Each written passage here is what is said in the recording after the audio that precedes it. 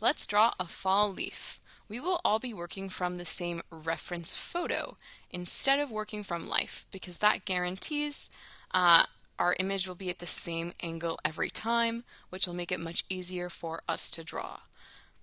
When you're looking at the photo, look for general shapes that you see and look for the approximate sizes of things. If my leaf is this big compared to the edge of the picture, I shouldn't draw it this big on my paper. I should draw it about the same size on my paper as it looks in the image.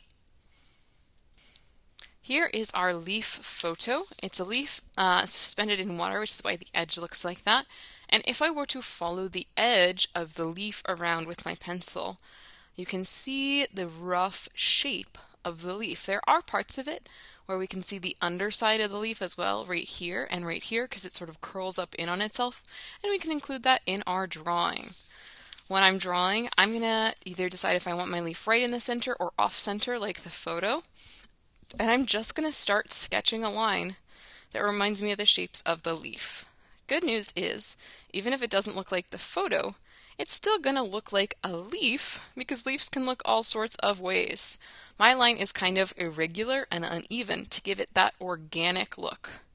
Then I'm going to do the point for one of the leaves, smaller point, longer point, little point. I have a lot of practice, so this part is really easy for me, but this might be the first time you've ever drawn something this complicated, so it is completely okay if it doesn't look like mine. Proportion, or the size of one part of a drawing compared to another, is something we can think about when we're making a network. For me, my portions are a little bit different than the photo, but that's okay. We're trying our best and practicing and learning. So that's the under part of this leaf. This is the under part over here.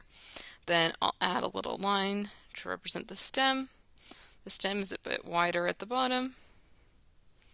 And if I want to, I can even start to draw some of the lines of the veins of our leaf. Now, I was drawing in pencil first because I want to be able to erase if I make a mistake. I'm going to next trace my lines in Sharpie just so you can see, because it is really hard to see pencil show up very well on this camera. You'll notice the vein lines connect to one of the points in many cases. That's a detail that'll make your leaf look more realistic. Okay, so this time I'm going to trace with the marker. You won't do this step because it takes away from the realism a little bit, but I'm going to do it so you can actually see my lines. So the first thing I concentrated on was the outside of the leaf. Again, if your line is a little wobbly, my opinion is that that just makes it look more realistic. If you end up simplifying the leaf, like you don't have as many bumps, that's okay too. This is your drawing and you are the artist. It doesn't have to look like mine to be successful. You'll notice I changed the shape of my leaf a little bit here with the marker line. I decided I want more of a V shape than a U shape. I guess it's still pretty U-shaped. That's okay. As I'm tracing, I'm thinking about the shapes that I see and trying to replicate them on my paper. So you'll do this step in pencil first. You won't be tracing it with marker. This is just so you can actually see my pencil drawing.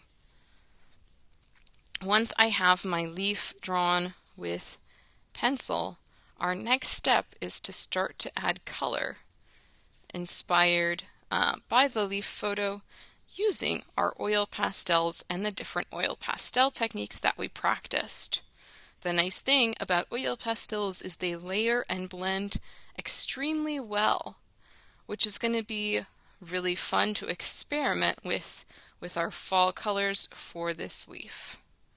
But that'll of course come after we have a sketch. You could add even more vein lines for your leaf, I suppose, but it's really up to you. There we go. There's a good start on our fall leaf sketch. I think I'm also going to draw some of the shadow or reflection of the leaf. So there's a shadow about right here for this stem.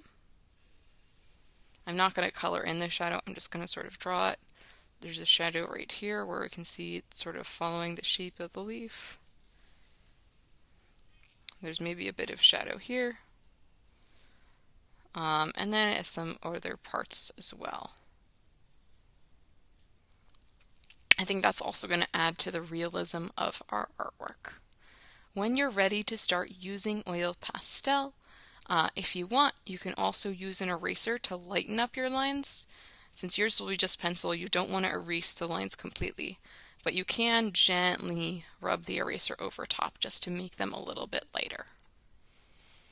For the fall leaf itself, I'll be using mostly warm colors like red, orange, yellow-orange, yellow, maybe even a bit of red-violet in the shadows. And I personally like to start with lighter colors sometimes because it's easier to make a color darker than it is lighter.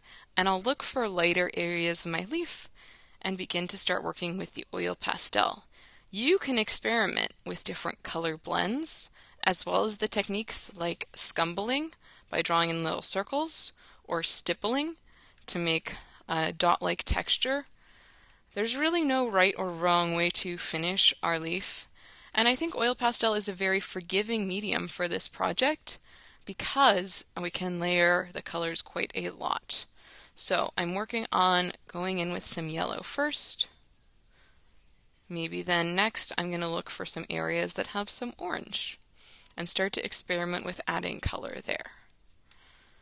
You can also continuously be looking at the reference photo for parts that really emphasize a certain color and things like this.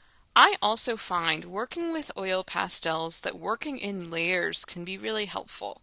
So instead of pressing as hard as I possibly can initially, I'm really pressing pretty lightly because once the paper ends up with several layers of oil pastel on it, it is harder to add more on top once the paper is saturated. So right now I'm working pretty lightly to layer colors on. If I wanted to, I could take some time with some red as well.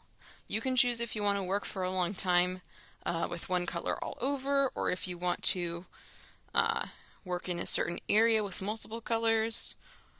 There's no right or wrong way to practice these techniques. This is really a great opportunity for experimenting and trying out the techniques we were practicing in our practice paper. The reference photo can also be inspiration, but it doesn't have to match exactly. Our goal is to try our best and to try and experiment with the techniques as we add color to our fall leaf.